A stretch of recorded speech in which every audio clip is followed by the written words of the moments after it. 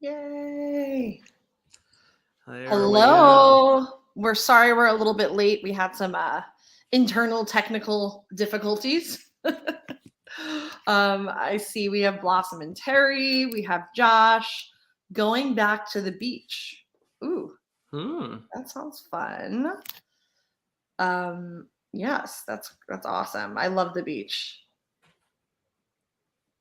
Let's see. Do you want to get things going? Are you all squared away on your side? I'm good over here. So I think we are plenty ready to go. Yes. You want to go ahead and start? Oh, I see Brian's here. Hello, Brian. I missed Boysenberry Festival too. Yeah, we got 25 people here. Looks like we're ready to go. Yes. Alrighty. Please lower your head and watch your step while boarding. Welcome to the Attractions Podcast. You are all clear for dispatch. Have fun. Hello, everyone, and welcome to episode 191 of the Attractions Podcast, sponsored by MEI and MEI-Travel. I am not Seth. I am Carly. And I'm Tharin. And we are here to talk to you about the latest and greatest in theme park news, as well like a little bit about what's going on in our lives. So you are not Seth. No, I am not Seth. Thank you. Thank you for joining me. Happy to join. Yes, I wouldn't want to be here alone. So, but let's start with, what have you been up to this week? Did you get to go on a certain standing coaster in the Orlando area? That I did, and I think if SeaWorld's listening, they'd be so scared that we said the word standing, because it's surfing. Well, I didn't know we surfed facing forward. Well, we do now. But all that aside, it was a fantastic roller coaster. Pipeline, the surf coaster at SeaWorld Orlando, is really, really good. It's a totally unique feeling. Standing coasters as they are pretty unique. But it was especially unique even for a standing coaster. And the thing I was the most afraid of, which was being uncomfortable, that went straight out the window. I had an amazing, I only got to ride once, but for that one ride, no pain, no discomfort, and just really enjoyed it. The airtime is amazing. Wow. Did you sit in the front row? We did the very back row. Nice. And yes. So did you experience any sort of, do you think people get motion sickness on this if they ride it in the back, or what? I mean, it's hard to tell always. I would not necessarily motion sickness. It was very smooth. You might notice if you watch some of the videos that it sounds like the coaster is rattling, and it does a little bit sound like it's rattling, and I'm not sure why, but you don't feel that on the coaster. So it must be something going on underneath that's causing that, and that might be something they're working on. But as a ride, it's very smooth, and it's also extremely weird that almost every person I've talked to is like, I didn't even realize I went upside down. Because you do go upside down, but you're just so focused on the like bouncing motion and the moving around. Across the board, almost everyone was like, oh yeah, I guess we did go upside down at one point. Wow, that's wild. I saw Matt, our editor, posted that he went on it 4 times and he had a little bit of pain after, but he would gladly do it again because it was so good. So yeah, on our initial ride, him and I rode together on the first time, and he had said that he had a little bit of pain on his legs and in his crotch, only because the coaster itself does those airtime moments and you kind of jump and leave. Well, he jumped like most of us were doing by the end, but the problem is he kept his feet forward. So when gravity came back, there is a little bike seat style seat, and that's where it kind of came from. But he was like, doing it again, you would know, get your feet, properly aligned for when you come back down. And it does sound weird. You don't get many roller coasters where you can say you can jump on them. But by my last hill, I was prepared for it, and I jumped, and the seat goes up with you, and then it slowly floats back down onto the platform. So there's a little bit of a learning curve. Do you think it's because he's so tall? I definitely think so. And it does. The ride has a very specific height requirement. So you're 54 to 78 inches, and there is a 78-inch height requirement check to make sure. Wow. So I think that's because the way that it comes down on your shoulders, if I was to go on my tippy toes, I could feel the max where it would not let it go up any higher. So it's a little bit more specific when it comes to height. But other than that, sizing wise, it seemed to be pretty accommodating. Nice. How does it rank within the other roller coasters at SeaWorld Orlando? For only riding it once, I would still give it a pretty high mark. I mean, my number one there is Mako. I love the fact that you just feel like you're going to fly out of your seat, and it's just all speed the whole time. And it has some amazing airtime. Airtime wise, I would say it's up there with Mako in different ways. You get a lot of airtime when you really leave your seat, but it's not like Mako where you just feel like you're just straight falling out of the sky. I would put it up level with Manta, Mako, and now Pipeline. Wow. Better So than that's high up Icebreaker. there. Yeah. So And I it guess might end up being really, really high if I ride it more, but I only got to do it that once. So I feel like the first time you're not even analyzing, you're just like trying to understand what's going on. Agreed. It definitely takes like a couple times to really process and see how, it ranks internally. But I mean, it is the coaster capital of Orlando. So I am not surprised that they have probably another hit there. I was not on coasters, but I was in Finland the last couple days with Royal Caribbean, getting to go on board the currently in construction world's largest cruise ship, the Icon of the Seas.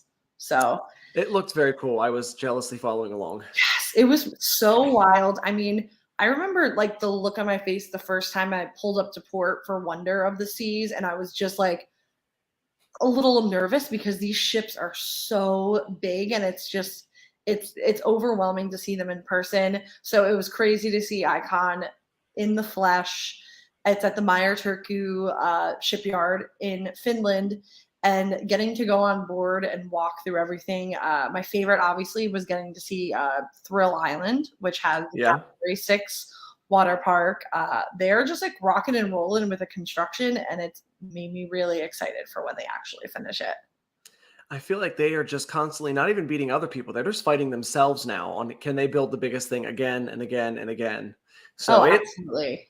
I mean, we went from like gigantic boats to small cities. So I feel like you've got like this metropolis going by on the water now with some of their ships. It really is. I mean, alone they have like 40 something restaurants and lounges. So it's pretty overwhelming. I don't know how you could see it all in a week. There's so much to do from, like a thrill perspective.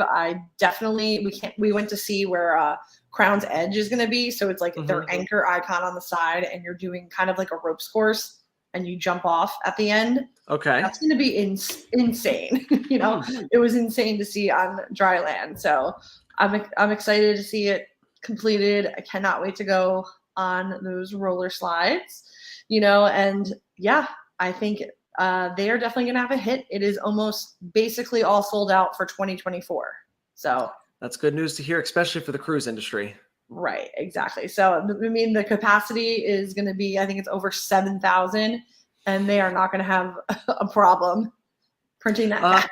Seeing that, because of that high capacity, were you able to go into any of the food sections? Like, were we able to walk around? So is that because I recently went on the Carnival Celebration, and the way that they set up their food was really, really well done. Their main buffet was like split into these tiny subsections, which to me, at first I thought might have been a bad idea. But then as I was going throughout the week, I was like, it was great because it took 2,000 people at the buffet and it made it not look like 2,000 people at the buffet. So I didn't know if you could see any of that you could kind of in your mind think about how they might split off 7,000 people in this ship. I know. They definitely are strategic about the way they have their elevator placement. Definitely the way stairwells are being built. They're really trying to make it so that there are 7,000 people on board, but you're not seeing them, which I guess is kind of the goal. The buffet, I thought on Wonder of the Seas was really cool because it splits off into two identical, basically separate buffets, but it's one, area. And all the stations were like really laid out well. So curious to see how it works out. We also got to go into a not yet announced 38-seater like hidden restaurant. They wouldn't tell us the details yet, but I'm trying to imagine like a supper club or something along those lines. They showed you like a cruise speakeasy, and they were like, it's here, but we're not going to tell you it's here. Right. No, that would be amazing. So yes, I know a lot of people have already have that booked for next year. I am one of those people. Cannot wait to go on it. So I guess without any further ado, you want to get into the news? Let's do it.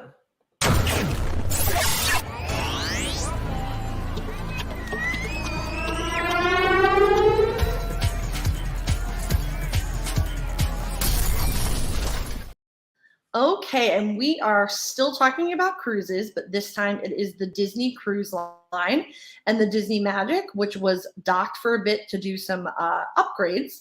They are going to be debuting new experiences based on Encanto and Soul. So did you see this? What did you think? I looked at some of the pictures, yeah, and was this a surprise? Because I don't think I knew this. Okay, maybe that bit of news just went by me and I didn't know, but I was like, oh, there's brand new stuff. And I guess I just totally missed that bit of news because I was like, this is really cool.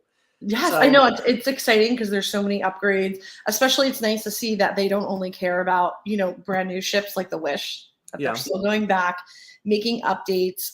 So basically the Promenade, I think it was called, that bar was changed over into this lounge that's inspired by Disney Pixar's Soul. And the pictures that we saw or that they released are really cool. But I mean, it did come out of like nowhere. I was like, wait, what?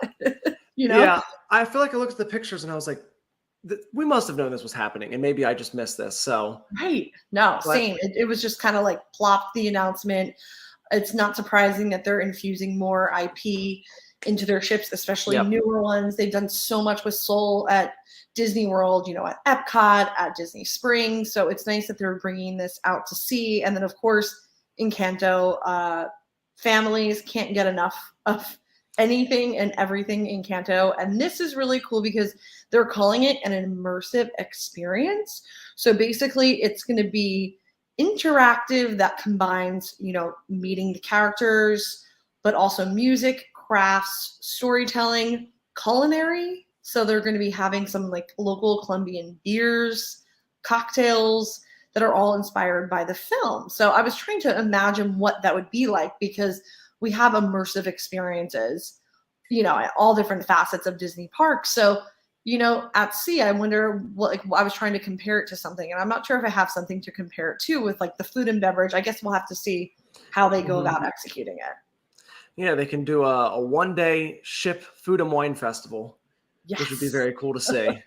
Actually, one thing I forgot to mention was I went to Disney on Ice this past weekend, and this was part of it, and they had Mirabelle come out, and like you said, everyone is still loving this film. It's one of my favorite Disney films that's come out in the past few years, but she came out and the crowd lost their mind. So I think that's definitely a great addition to this ship. And we'll have to see exactly what they mean by this celebration. But, I mean, there's more surprises to come. Definitely. And we talked about the Soul Cat Lounge. Very cool. Rethemed an entire existing lounge. I love, obviously, how they have a little piano there. They're going to have concert posters throughout. And then what I was excited about is they're going to be doing tableside Manhattans and martinis. Yes, and I have never done a cruise with Disney Cruise Line. I definitely want to, but I haven't yet. I have been told by so many people they have some of the best bartenders at sea. So for them already to be able to doing and adding this on to this lounge and some of those drinks, as well as having some of the best bartenders at sea, more stuff for the family to not be afraid to come. It's not just the kid ship. Absolutely. The cocktail program, from what I've experienced on Disney cruise ships, has been amazing. I'm mainly thinking of Hook's Barbary on the Disney Wish. They have all those old fashions and Manhattans that they make there. So I love to see that they're, kind of infusing this into the Disney Magic. And I'm sure that they're going to be delicious. And it's always fun to do the tableside drinks, like that Enchanted Rose, and make it a whole, spectacle. I'm sure we'll be seeing, some TikToks of the tableside Manhattans. And then, of course, they also announced that they are going to be redesigning the Disney Cruise Line concierge retreats. So these are going to be inspired by Moana. So think kind of like tropical color palette, just kind of like an elevated modern tropical, which is nice. Fits in perfectly with, everything that they have going on there. And, people love to have that little feel when they are at sea, obviously. And that all goes with the 25th anniversary and the new Disney bands, not the Magic bands, but the Disney bands. So it's nice to see upgrades, as you said, going across all the ships, and they're not just focusing on their new, bigger ships. Definitely. And so this will start May 24th. This is only on the Disney Magic. These upgrades that we've talked about, they're going to be sailing out of San Juan, Puerto Rico. And then this fall, the ship will be repositioned to the West Coast and will be going out of San Diego. Alrighty. Yes. And still some Disney news, but now we are talking about Dryland. Thankfully. It is only May, but of course, Epcot Food and Wine Festival is just around the corner, always starting ever as early. Yes. So when it begins on July 27th, of course, the favorite Eat to the Beat concert, the free concert that takes place nightly, is going to be returning, but they announced some classic favorites along with new acts. So I was pretty excited to see this. They really have some good new ones. The biggest one, I think, was the Bacon Brothers, which has, Kevin Bacon. The Bacon Brothers. Yeah. And then we have For King and Country, which are like a Grammy Award winning Christian group that play arenas. So I was probably most surprised by that because they play major venues. And then we had some other new ones. Phillips from American Idol. We have, I never pronounce her name right, but Arinthi, I think is how you pronounce it. She played with Michael Jackson. She's a female guitarist, vocalist. She played with Michael Jackson until obviously everything. And then we are going to have returning favorite acts, Boyz II Men, Mark Wills, Sugar Ray, Joey Fatone and Friends. Is there anyone that you're particularly excited for? I mean, the Bacon Brothers, just because it's odd. That's right. Just one where I would be like, you know what? I think I would go and kind of fight the crowds just to see anything about that. Because outside of the Guardians Christmas special, have we ever seen? I mean, I don't see him as a singer, but I think that kind of works out. I would go and see it. And like you said, for King and Country, there's some big names. I mean, Epcot, it's not a huge stage. It's a big stage for a theme park, but it's definitely not a massive arena. So when they bring some of these bigger bands, this is a real treat for some people. I mean, it's they buy the ticket to Epcot and don't even care anything. They're not going on Cosmic Rewind, which they should, but they're going straight to this concert, and they're going to see concert after concert. And it's really cool to see that these additions keep happening. And as we've also seen, all the festivals are getting closer to each other. there's no such thing as Diet Epcot pretty much anymore. No, I mean, there's nothing I love more than eating hot soup in July outside, standing up over a garbage can. That's perfect. But I will go see the nightly shows because they are really fun. And like you said, you're getting these, high ticketed acts, and you get to see them completely for free, especially as APs. I know a lot of people go and see all the shows, and it's definitely just a fun tradition. And I will definitely be there for Hanson because I love Hanson, and then of course a few others. And the dining packages, they'll be able to get it beginning July 6th. If you've never done a dining package, so I actually used to work at the American Gardens Theater as a cast member many years ago, and I will say, you do get really good seats for those dining packages. If you've ever wanted to do it, especially if you're going to eat at one of the restaurants anyway, it's a very, very small add-on to be able to get some of those reservations. And with the dining packages, you'll go and eat at this restaurant, but they're sold out. Well, they're not really sold out. It's that they're holding some of those seats for the dining packages. So you'll be able to get this concert with a really good seat and get your meal and not have to deal with reservations. So it's kind of a little cheat if you want to do all three. That I really do recommend if you're ever going to do that, especially if you're visiting down and you don't want to spend all day having to wait for that spot. Oh yeah, I mean, like you said, they are great seats, and basically think of it like you're getting to eat lunch, basically, and then this concert ticket is for free. Yeah. And if some of these, people line up and it's like packed out the back of the theater that hard to see. So if it's especially a major act that you want to see, definitely do the package. I know a lot of the time, like you can get Spice Road Table, that package, even though that's one of my favorite restaurants around World Showcase. That one, a lot of time, is available. Some of them are harder, like Rose and Crown or Via Napoli. Yeah. But, it's definitely worth it. You can check out, I believe it's tasteepcot.com, that it's going to have all the information. And then, so I don't know if they have the packages will start coming out July 6th. Yep. So that's the date to keep in mind if you are interested in doing that. For the bigger acts, you're going to have to make sure you hop on that as soon as possible. Yep, you better get ready because here comes the food, here comes the concerts. After Right. we, of course, get rid of the concerts and food we already have right now. Yes. Okay, now we are going up to Atlanta, where Disney is partnering once again with camp, and this time it is for an all-new, one-of-a-kind, immersive, kid-friendly experience. This is in Atlanta, and this will be based off of Disney's The Little Mermaid. So I know we've talked about these camp experiences before. I haven't gone to any of them. Yeah, me neither. So But the I'm concept art looks curious. super fun, and Yeah, so was the they look definitely merchandise. really fun. It is a good way for your family to get, their Disney fix. And they're basically interactive theatrical experiences. So it's a walkthrough, and then this one is going to have live music, puppetry.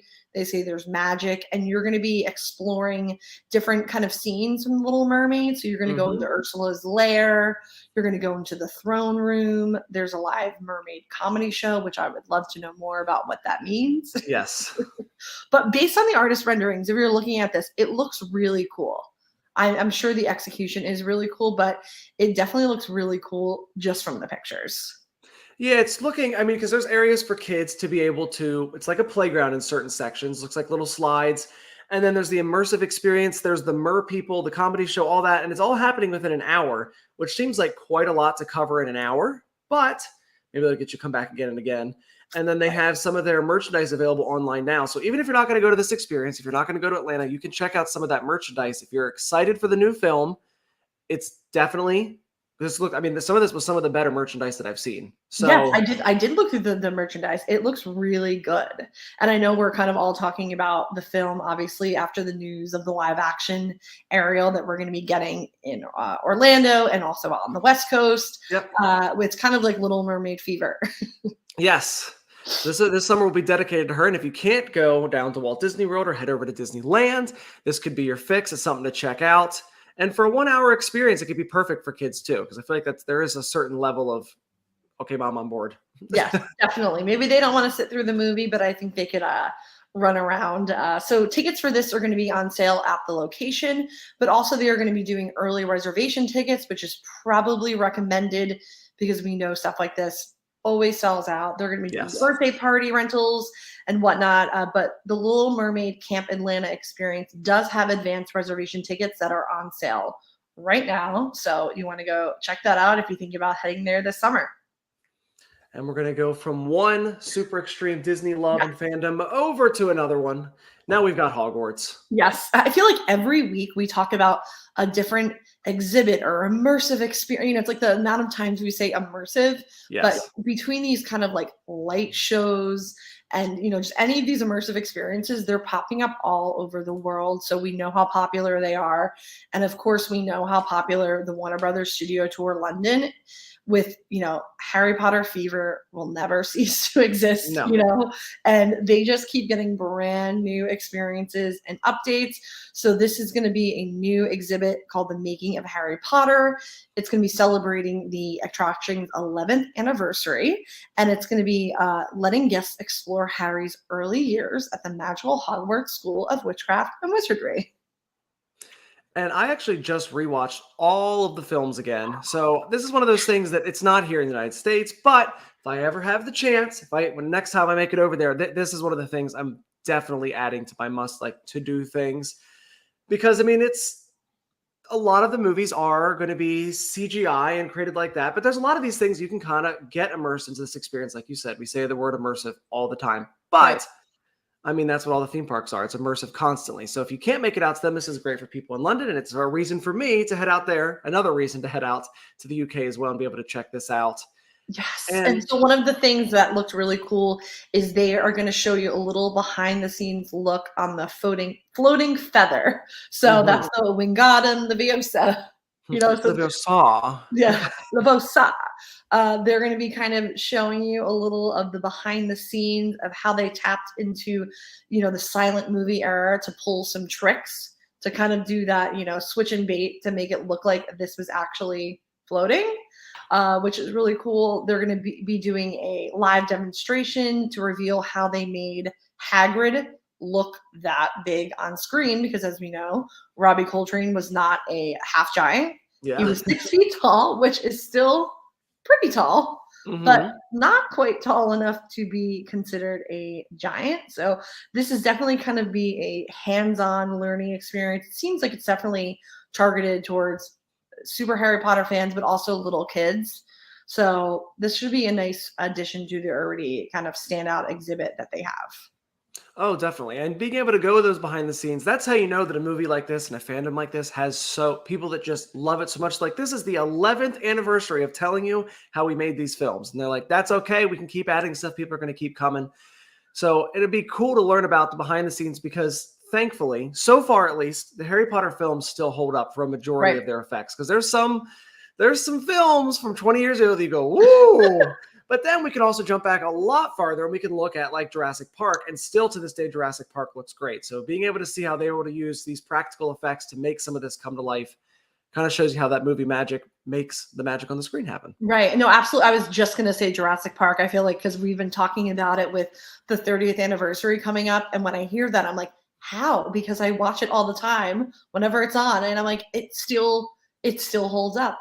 And Harry Potter is going to be doing the same thing. And I thought it was interesting with this exhibit how, these geniuses behind the screen are using practical effects that have been in use for 100 years. So there's some things, even with the big budget CGI, all the technology that still keeps coming up, there are some things that will just be around forever. And that will probably be Harry Potter. And hopefully that we will always have that fandom to come. And if you want to go see this Discovering Hogwarts, it's going to be running.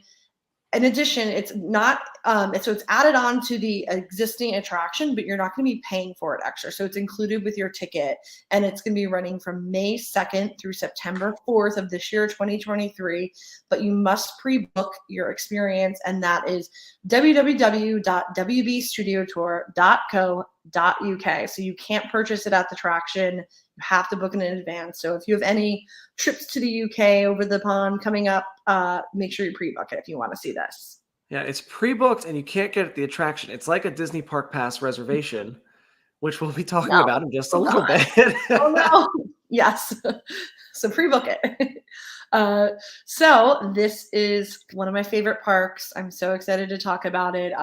Knott is bringing back their summer celebration, and that includes Ghost Town Alive, which is a fan favorite experience. And they are going to be having a Viva La Fiesta celebration. And this all kicks off on May 26th, which will be opening day of the newly reimagined Fiesta Village. So basically their little section of the park that's a celebration of kind of all the Latin influences in Southern California has been closed. So it will reopen with, they reimagined dining experiences. They're going to do a whole celebration that's going to be taking place during the summer, and it's all around food, entertainment, and a nighttime street party. So I'm excited. I'm actually going to be going to this next week. So okay, perfect. Yes. You're just traveling all over the place. Yes, never stops. What a lot of people are most excited about is the new restaurants there. So the culinary team at Knott's has kind of revamped everything. And so there is a new restaurant called Casa California, and this is going to have the favorite of birria. So I know that's like all the hot thing. It's been for a while. It's obviously a big part of the Latin culture cuisine. So they're going to have that. There's going to be margarita flights. And for the first time, I believe the summer tasting card. So a part of summer nights is they have different booths set up. They're going to be able to use your tasting card, which is always a good deal at Knott's because their food portions are like triple of what they are at Disney parks. Yes. Everything at a festival is like a full entree. You have one and you're like, how am I supposed to have others? So they're going to be including the food festival food as part of the Viva La Fiesta, as part of the normal tasting card. So I thought that was really good and a nice way to encourage people to explore this newly reimagined land. And if you have never been to Knott's, I only have been able to visit once. But the next time I go over to California, it is 100% on my list. I had heard about it for years, and when I finally got to do it, the attractions are great, the entertainment is great, and the food is so good. So good. Yeah. It's so good. All their food festivals are just they're just really, really good. Right. I mean, I only went to the one, but from that one, and everyone I've heard has always said it, and I can say from a singular visit, I was like, this is some of the best theme park food across the board, and it can rival up with some of the nicer restaurants we have at Disney Springs for some of their offerings. So I agree with you. highly Yeah, I mean, it's recommend. definitely a park like backbone by food, and I love that they care so much as in that detailing, and the festivals are with it. You know, Boysenberry Festival was amazing this year. So this is exciting that we're going to be rolling basically. Boysenberry Festival just ended, and we are rolling right now into Summer Festival. So as part of Fiesta Village, which is reopening, they have newly refreshed rides. The one ride that won't be ready is Montezuma. So they announced that it will not be opening with the rest of the land. So I know that's a favorite of many. So we're just going to have to wait a little bit more. It is a great ride. So I am excited for that to reopen. There's going to be a carousel, and they're going to have hand-carved animals on there. So I'm excited, and hopefully, I guess it's in 2 weeks, I could share what I thought about the reopening of it. And then my favorite, when I go to Knott's, I spend most of my time in Ghost Town because that's the original part. And, you know, the build out is awesome. So many great roller coasters, but classic Knott's is Ghost Town. And there's always live character actors that will roam through there. But Ghost Town Alive is like next level. It is what we like desperately miss at Disney's Hollywood Studios. It's interaction. Yes. You know, you could be sitting in Calico Saloon and, you know, like a gunfight will break out with these, you know, roaming characters. And it's really, really neat. And these actors are wonderful. And there's really like nothing like it right now. Yeah, it's pretty wild because like, just like you said, I was walking around and people just ran by us and they're like, we're going to go get him. The sheriff's got him. And I was like, what is going on here? It really makes it come alive. It's like stepping into a full-fledged town, and the word immersive can show back up again. It is very immersive, but they have been able to keep that part of their park, and it feels like an old-timey park in the best way possible. Right. Exactly. No, like even just the land, even if there are no characters in it, you're like, this is like the epitome of immersive. It's what I expect when I hear that word. But when you have all these old Westy characters coming out, chatting with folks, it really, you know, brings it up to that next level. So I'm so happy that they announced that is returning, and that will also be coming back on May 26th, which is kind of just the overall next major date of like Fiesta Village reopening. We have the Viva, we have Summer Nights, we have Ghost Town Alive. So that's basically all centered around May 26th. And then of course, Summer Nights is going to be taking place select nights in the evening. So that's kind of around the main stage that's just past the Calico train. They have live music, they have family games. It's definitely like family friendly with picnic tables and whatnot. And then of course, the food festival element. So they have all original menus for this as well. And yeah, it's just, there's a lot to do at Knott. So if you are headed to Disneyland, add on a day, you will not regret it. I completely agree. If you have never done this before, add a day from Disneyland. It's not far away. It's very easy to get to. They have great rides, great food. Please add it on. Yeah, absolutely. It's literally, if you are staying by Disneyland, it's like a 15-minute lift to Knott's. It is so worth it. And then, of course, Soak City, which is their water park that's just across the street, that will be reopening too. And their season starts on May 20th. So it's not open every day per se, but they do have some really good rides, good kid rides. There's this, the Wedge, which is like one of those circular family raft rides. They have one of the longest lazy rivers in the country. So if you just want to like chill, gotta love a lazy river. You can do that here. I haven't been here yet, but I'm also doing that next week, or at least I'm gonna like pop over and do a little bit of it to check it out. But yeah, there's a lot going on at Knott's. Definitely go. Their annual pass is super affordable. Their one-day tickets are super affordable. And if you are going with a group, do a tasting card because it is such a good deal. And they include alcohol there. So unlike Disney, you can also get drinks on the tasting card, which can definitely save you some money. Oh, yeah. Well, going from talking about their water park real quick over to a different water playground. We're at Legoland, New York for their new Lego City water playground. Yes, this has been exciting news for them. They've been really excited for this to open. Legoland New York, which is awesome. It's just like 45 minutes outside of Manhattan. They are gearing up for a Memorial Day weekend of this new Lego City water playground. So it's not quite a full water park like at Legoland, California, but it's kind of like one of those immersive kid water playscapes. You know, it's a play structure basically, but it is pretty elaborate because as we've seen in the pictures, there's, you usually have like the tiny slides coming out of play structures. These look kind of like legit water slides on there. Yeah. Oh, it's great for kids. And they mentioned too that there is an area just to get changed there, so the parents don't have to worry about the kid is going to be soaked for the rest of the day. We can't let him go to this. You can bring a bag with you. You got some extra clothes. They can go in. They can enjoy that area during the heat of the day, and then they can continue on their day throughout the rest of the park. Or you can rush it. It said at the beginning, you can go straight there. It only opens an hour after the park does. I don't know that I'm rope dropping too many water parks in New York, but you know what?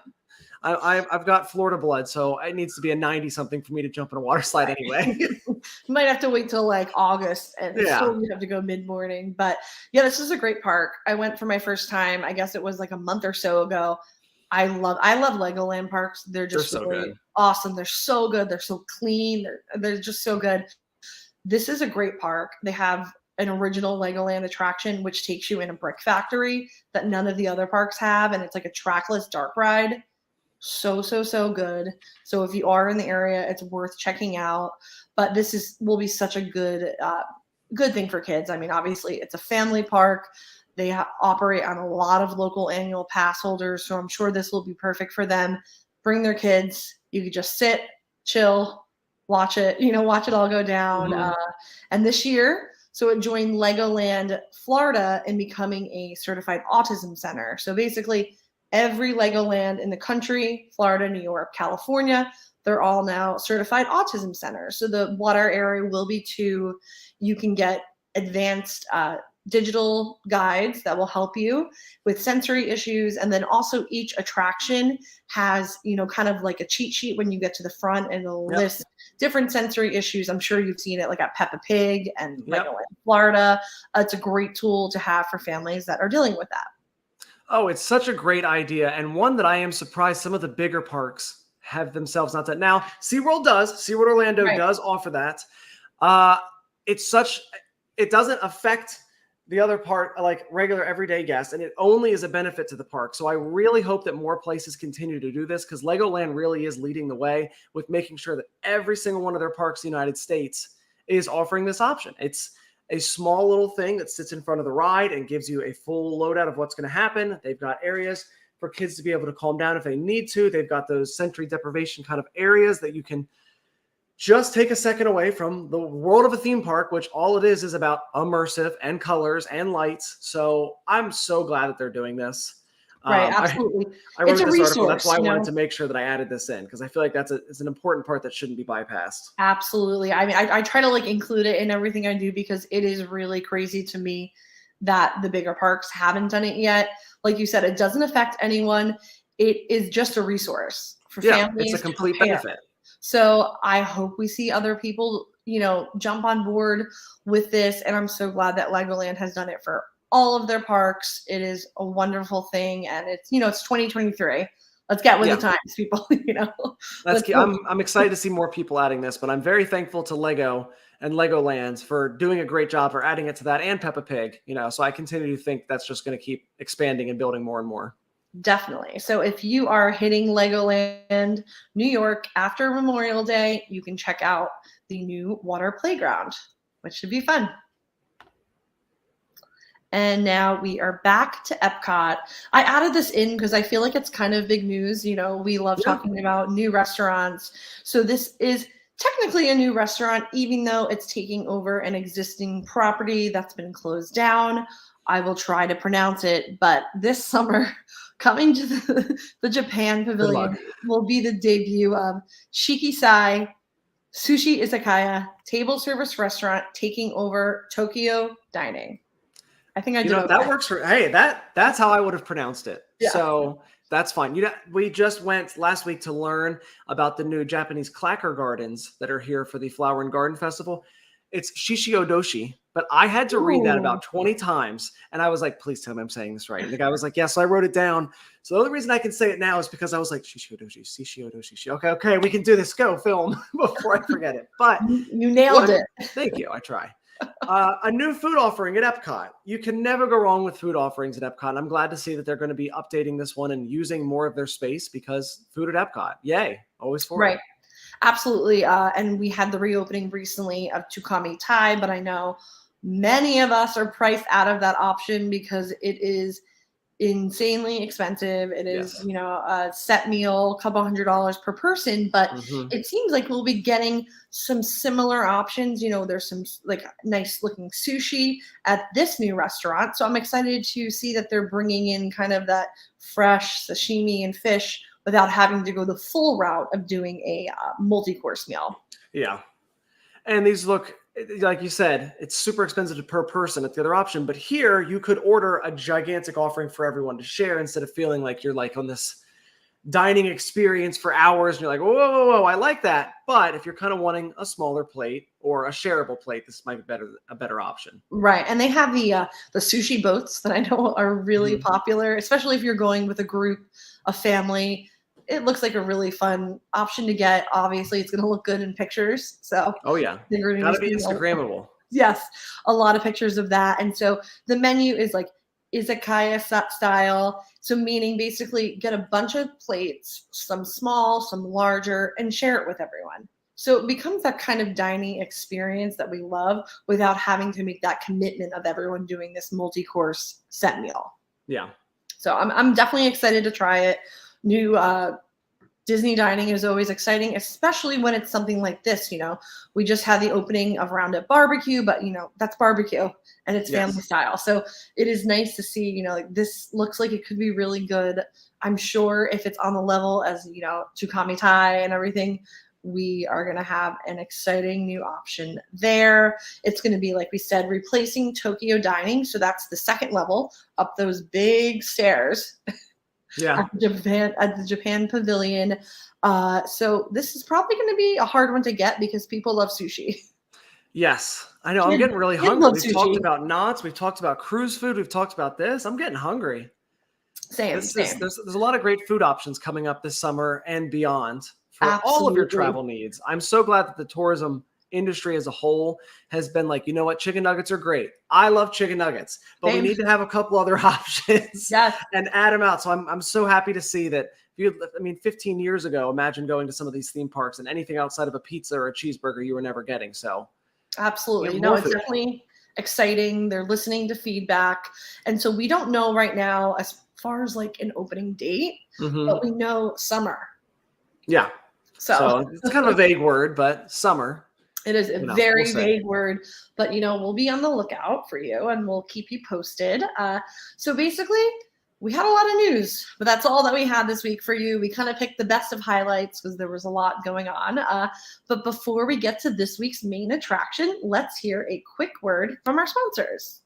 The Attractions Podcast is brought to you by MEI and MEI-Travel. Whether your next vacation is a magical trip to the theme parks, an exciting adventure to the pyramids of Egypt, or just a relaxing cruise on the turquoise waters of the Bahamas, MEI-Travel provides premium service and expert advice to help you get the most of your vacation. They are always free of any hidden fees or costs to you. Visit them at MEI-Travel.com.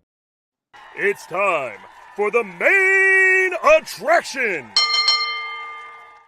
Okay, so this was big. So Disney World basically made an announcement last week, but it was multiple announcements in one. It was when it came through, I was like, oh my, there's so much going on. But big news, reservations are changing, and Disney Dining Plan is returning in 2024. There we go. Yeah, I've never done the Disney dining plan because our family always came down for 1 week out of the year in like January, and we always did the Pop Century. We were doing it like the budget way, so we just didn't grab that option. That being said, when I was a cast member, I cannot tell you how many people would ask me, is the Disney dining plan coming back? And I was like, I have no idea. And they're like, is the Disney dining plan coming back? I'm like, I don't know. But I know that so many people love this plan. And I know that so many people love the options and the prepayment options. It's a great idea. I'm glad it's coming back for people that are going to use it. Absolutely. It is definitely, it's hard to explain. You have to really know what it is to get your money's worth out of it, because it's all based on credits, and you get a certain amount of snacks and meals per day based on your length of stay. So you could end up making money, you could end up not. But I get it if you want to budget your vacation ahead of time, which a lot of people do, this could prove to be valuable to you, even if it's just for peace of mind. So I totally get that. So we'll get into that. Big news. The park reservation system is going to be reduced starting on January 9th, 2024. So theme park reservations will no longer be needed for date-based tickets. So this is only date-based tickets. If you just have a freestanding ticket, if you are with a group, you'll still have to make those reservations. But if you purchase a date-based one, you will no longer have to. Which I feel like that's kind of the way it should have been done from the beginning, but here we are. Thankfully, it's happening now. Yes. Another major announcement, which is going to impact us earlier than 24, is annual pass holders are going to have these good to go days, which I love the name of it. Yep. So basically, you'll be good to go. We don't know what parks and when. It's going to be obviously based on, they're going to look through the calendar and see, okay, this is going to be not a busy day, whatever. It's kind of like the evolution of the bonus days, which we currently have. Basically, you go in and see, oh, this is a bonus day. It doesn't count towards my reservation. So this is going to be good to go days. You can just go in, no reservation at all. And this was added in addition to the new change for APs, that you basically don't have to make a reservation if you're visiting after 2 p.m., with the exception of Magic Kingdom on the weekends. And that's currently in place.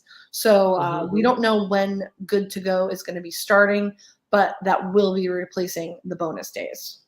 And it's so nice because I, as a Disney Pass holder, usually I don't even on purpose, but unless I'm running Cosmic Rewind or Tron, I go in the afternoon anyway. So the after 2 p.m. for me, I was like, oh, perfect. That just means during the week, I just don't even have to think about it. I just show up. So I appreciate that. I'm glad to see these new options popping up as well. Definitely. This made me really happy because I just had to renew my Incredipass, and it's always a tough pill to swallow. Yeah. When you renew. So I'm like, okay, we're getting some of our, we're getting a little bit back to normal based on how much money we're spending. Yeah. So big news, like we said, Disney dining plan is coming back. This is going to be a quick service plan. I believe there are going to be 2 different options that you could purchase. This is a part of vacation packages. So if you purchase a vacation package that with stays that begin January 9th, and I believe the packages go on sale the end of this month, you will have the option to add to your vacation package one of 2 dining plans. And you'll have to look through to see, because they differ based on how many snacks and meals you get per day. So which one you think will be more valuable to you? It can be a lot of food. So that's something to take into account. You may not want to go overboard, because I think the portions are a lot of times, especially with quick service restaurants, pretty huge, that you can get away with sharing a meal. And you definitely, in my opinion, you don't need breakfast, lunch, and dinner. No, there's a lot of times that I'll even go to the park and I just get the kids option for a lot of the places, because you get the kids option and you switch out. I switch out the fruit for an extra side of fries, but if you get a kid's chicken nuggets, like I said, love the chicken nuggets, and you get 2 things of fries, you basically have an entree size, and then you get a drink with it as well. It's a little drink, but that's really all you need most of the time. When you do some of these, especially some people, if they do it, depending on how they consider right, you can stack and stack and stack and stack and have a day where you walk by, grab your 1 entree, everyone snacks. The next hours, you go to your next ride, you grab another entree, you snack, and you keep going. So there's a lot of ways to customize this to make your vacation the best, which that's the whole purpose. If you're going to pre-buy this, you get your vacation plan mentally ahead. So when you're in the park, it can be a little bit more freeing. Definitely. And without a doubt, some people love this. Some people don't do it. I don't think I've ever done it, to be honest with you, but I just, for my purposes, just doesn't work out. But I know for a lot of people, families, they're so excited. So vacation packages starting to go on sale end of this month. Dining plan begins January 9th. Other major news, since this was many announcements in one, Yes. is that based on feedback, Disney is going to be making undetermined adjustments to the Genie Plus and individual Lightning Lane. So we don't know exactly what this means, but we do know that this is in direct, against the fact that you can't book in advance, which a lot of people loved booking their fast passes in advance. Yes. So This Disney is just is working Fast on Pass ways. Plus kind of coming back. Right. I I don't know. know. I do know it can be annoying. I will say I don't use Genie Plus all the time just because I'm an annual pass holder. But when I do use it with the intention to like go hard and be like, I'm using all of my skills, Yeah. you can get a lot done. Oh, yeah. But it's stressful because you're on your phone, you're checking your clock, you're thinking of all these different tactics. So I think it works well if you know how to use it and you really dedicate your day to using it. You can get a lot done. But people don't like the fact that you can't do anything in advance. You're kind of tied to your phone from, before 7 a.m. Yes, and that's the thing, is I think it's right there, is they're like, I'd rather wake up at 7 a.m. 6 months in advance, 2 months in advance, Right. and take care of it, so I don't have to wake up at 6:50 in the morning and be like, everyone grab your phones, everyone log in, we're all gonna hit the button at the same time, and we're gonna just pray that this works. So I mean, I think it works. Disney themselves said they didn't give any details, so I don't even know if they have, like, they might be like, do you get one ride that you get to do in advance? Does it have to be a small ride, or are we only going to do advanced rides? We'll have to see what that comes about to be. If Right. it's there, like, oh, you can get 3 rides in advance, I'm going to be like, okay, so Fast Pass Plus, you just decided that was better. But Definitely. I mean, the thing is, when this system launched, I was like, this goes against everything that Disney has made me believe in, which is book my dining in advance, do Yep. everything in advance. And I know we've seen a lot of issues lately with Tron is people are getting return times, and Tron allows no wiggle room. So you have to arrive in your window. It's not like Cosmic Rewind, but their window conflicts directly with the dining. Yep. So you have that stress because they keep changing the dining modifications. So basically you're left with the option of waiting in a guest services line, explaining the situation, or maybe just deciding, do I not want to go to Tron because I have this meal? So Yeah. I definitely think that was kind of the straw that broke the camel's back, is what we're seeing recently. So I cannot wait to see what they do. Yeah, because Rise of the Resistance was pretty good on its times. Yeah. Remy they just didn't care. Right. You could just, I feel like you could show up before your time and they'd be like, that's fine. And then Cosmic Rewind is so lenient with their times Right. that's the only difference, is because Tron is very specific. I think that that's probably what caused this, is they were like, I can't go to X, Y, and Z because I have to know that if it's at 11 a.m., my time is really probably 9:30 a.m. But if one thing goes wrong, it's 2 p.m., So, Right. So I'm excited. Yeah. Make It things might really easier help for out. people. Yeah, I know. And it's like, still people don't know how to use the system anyway. So Yeah. maybe back to the drawing board, but we'll see. And then finally, as part of the announcement, which kind of, didn't get as much fanfare as the rest, but it's programs that are in place now that will be continuing. And that includes early entry and then extending evening hours for Disney Deluxe Resorts, which I love because I miss the days when Magic Kingdom was open like past 1 a.m. just for anyone to go to. It was so fun to like go to dinner, get a drink, and then you're riding Space Mountain at 1 a.m. So we still kind of have a little bit of that, but not that late if you were staying at a deluxe resort. So they will be keeping that through this year, and now they will be continuing that into 2024. So very exciting. As we said, these bookings for vacation packages will begin on May 31st this month. So start thinking if you want to get that dining plan. Think if you want to add it on, reach out to MEI-Travel. They can maybe help you determine if a dining plan is worthwhile for your family. But we know this is a major, major news for a lot of people that love coming. Oh yeah, there's a lot of things they're bringing back. I think that they have definitely, I don't even think, they have been the slowest to kind of bring things back to how it was pre-pandemic when you compare to a lot of their other big competitors. But I'm excited to see that they are finally bringing it back. Yes, and they're modifying, and they are listening to their customers. I mean, there's some things they haven't changed. These early entry and extended evenings is just for certain guests, but with deluxe room pricings, I think that it kind of makes sense to give you this little bit of an advantage or some extra time for that. Absolutely. So that was our big news this week. A lot to take in, a lot to study. If you're planning on going to Disney in 2024, it might be a better experience because of literally all these changes we just announced. So yay, good news. Before we go, we want to thank our sponsor, MEI and Mouse Fan Travel. And please, if you are on Apple Podcasts or Spotify, just quickly head into the app and give us a rating or review. It definitely helps us, log in up higher in there. And then if you want to find more coverage from us and attractions, we are at attractionsmagazine.com, attractions on Twitter, Attractions Magazine on Instagram, youtube.com/attractions, and attractions on TikTok. And I am on Twitter at Carly Caramana and on Instagram at Adventures by Carly.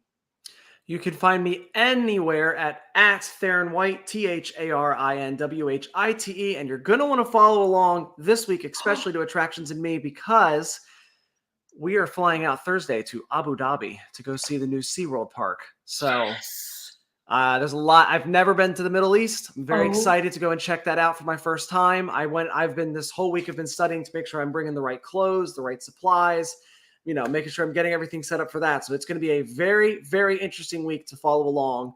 Times are going to be slightly off. It's an 8-hour time difference between here in Orlando and there. So we'll see. But this is the week to follow along to know. It's so cool. Oh my God. That's a dream. That's exciting. So make sure you follow along online because I'm sure there's going to be some amazing content. And until next week when we can chat about it, I hope everyone out there stays safe, try something new, but most importantly, have so much fun. Yes. We'll see you next time. See you guys next week. Bye.